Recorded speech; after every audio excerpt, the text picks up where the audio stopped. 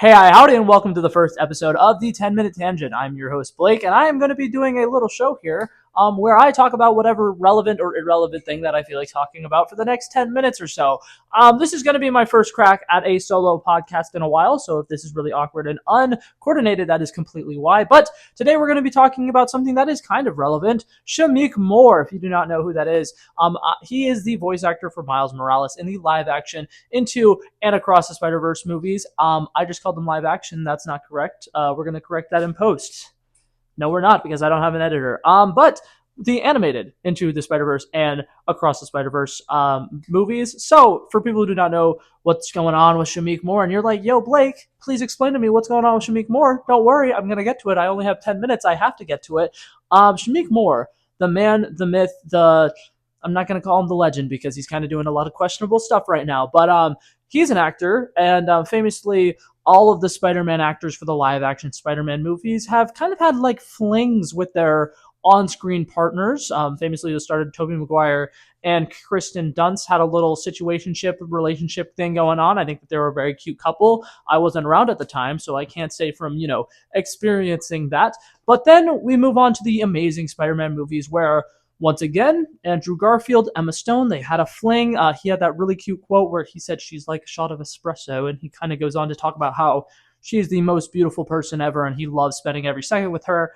And then famously, the newest Spider-Man trilogy with Tom Holland and Zendaya, who are now dating each other. There's kind of always been this stigma with like the main Spider-Man actor is now dating their love interest in real life, and isn't that so cute and romantic?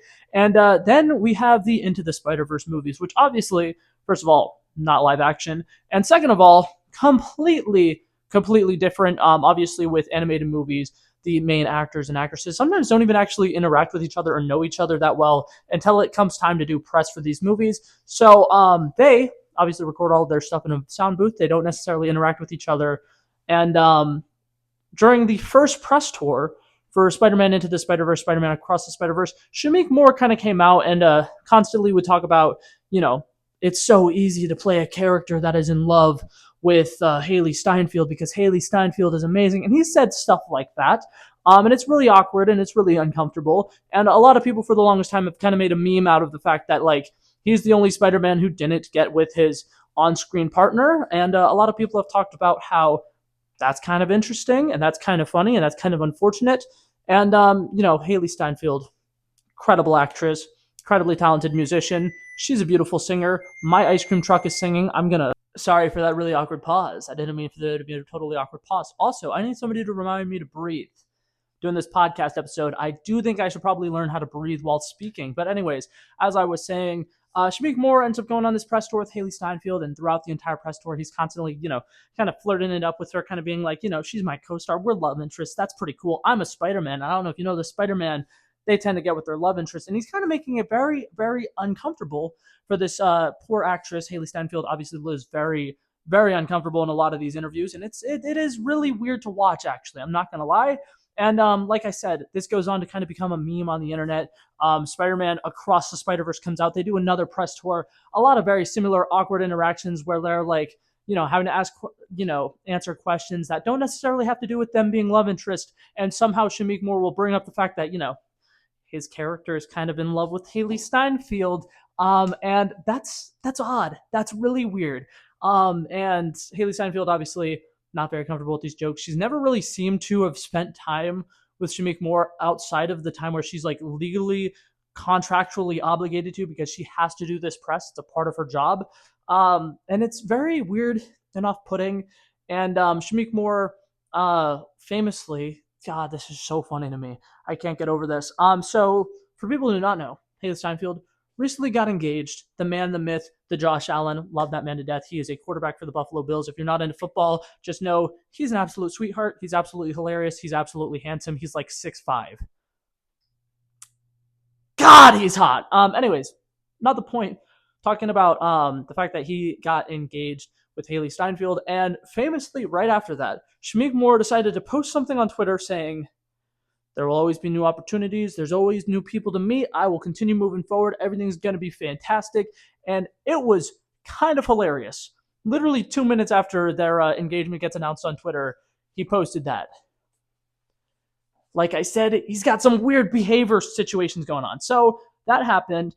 And then something else kind of happened a couple of weeks later. He decided to post a video with the actress who played Liz in Spider-Man across. I was about to say the wrong movie in Spider-Man: Homecoming, and I will say this: I do not know that actress's name, so I am apologizing for not putting her name, up here like I totally should. But he posted a video with her, kind of insinuating, he has his Spider girlfriend, as a Spider-Man, you have to date somebody who is also on a Spider-Man cast or Spider-Man movie, and he found somebody who was also in a Spider-Man cast or a Spider-Man movie, and he posts that video. Everybody in the comments is freaking out. They're like, "Oh my God, Shamiek Moore did it! He's finally dating someone. That's awesome. Good for him."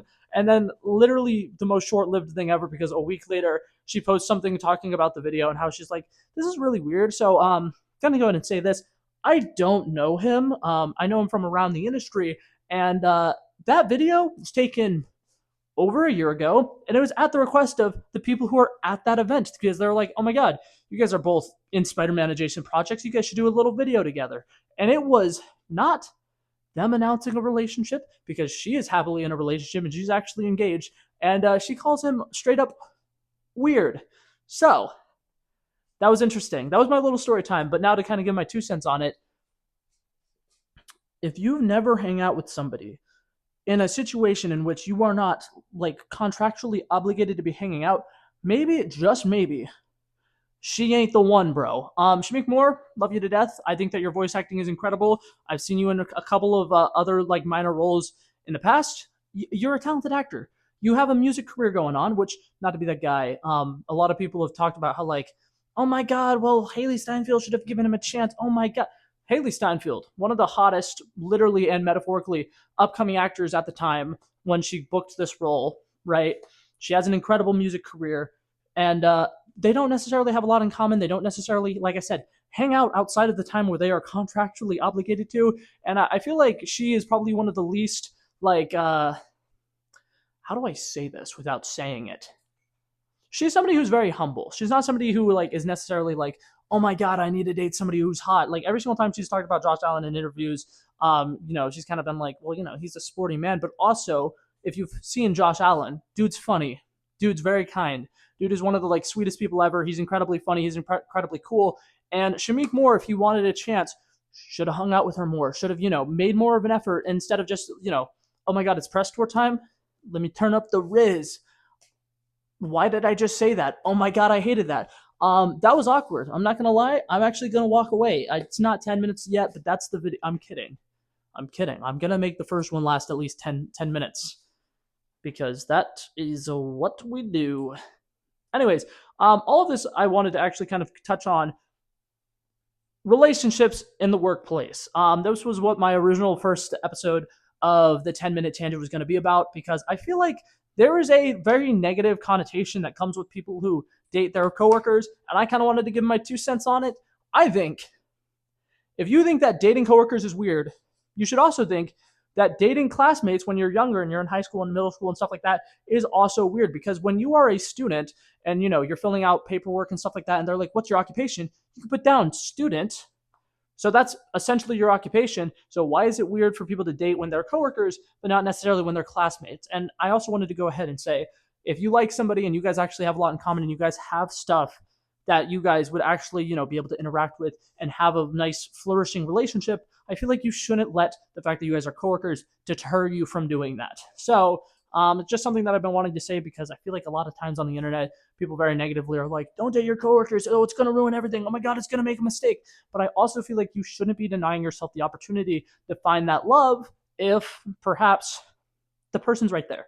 There's somebody you already interact with. There's somebody you already know. There's somebody that if you have things in common with, like obviously don't date your coworker if the only thing you have in common with them is work, because you don't want your entire relationship to be around the fact that, oh my God, we both work at this place. Isn't that kind of funny?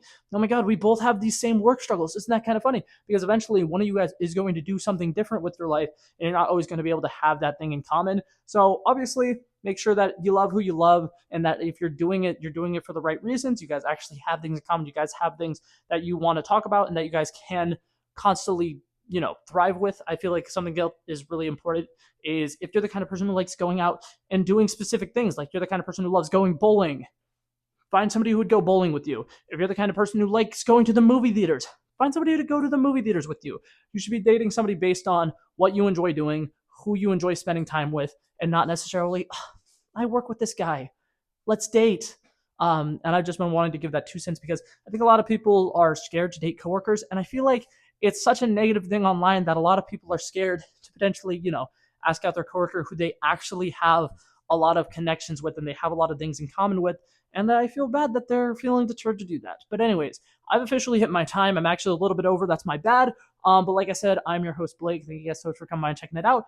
This podcast is going to be available in a multiple places. Right now, it's just going to be on Spotify and YouTube. If you want to see the video version, I have been pacing around. I have been dancing. I have been doing a lot of weird stuff. So if you're interested in seeing that, like I said, it's going to be up on the YouTube. But if not, thank you guys so much for listening on Spotify. I love and appreciate you guys, and I hope you guys have a lovely day. And always remember, it is always a good day to have a great day. How was that? We did our first podcast episode. Isn't that so exciting? I hope the audio isn't shit. I tested out this microphone, and then I have a problem with speaking too loudly sometimes, but then I also mumble a little bit, and right now I'm speaking really fast, but I'm speaking really quietly, and so I'm kind of slurring my words a little bit, and I don't know if when I slur my words, but my mic isn't going to pick up on it, so I'm I'm struggling here, but we're doing it together. Look at that first podcast episode recorded. Signed, sealed, approved. Somebody remind me to breathe when I make these, dude. I can't remember to